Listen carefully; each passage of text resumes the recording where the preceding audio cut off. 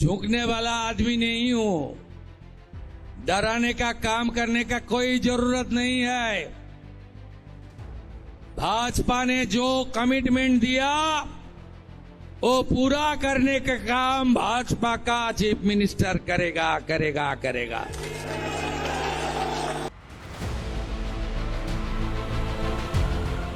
Suvendu Adhikari has given a clear message that there is no honeymoon period for his government. In the past 2 cabinet meetings held over the last fortnight, the BJP government in West Bengal has managed to kickstart fencing on the Bangladesh border.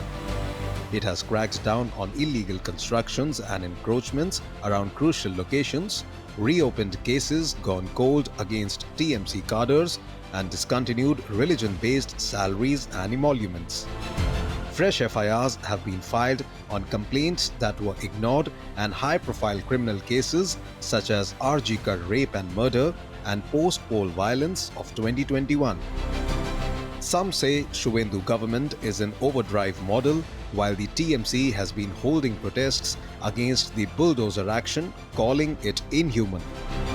So is Suvendu government on an overdrive, or is Bengal finally witnessing a return to the rule of law?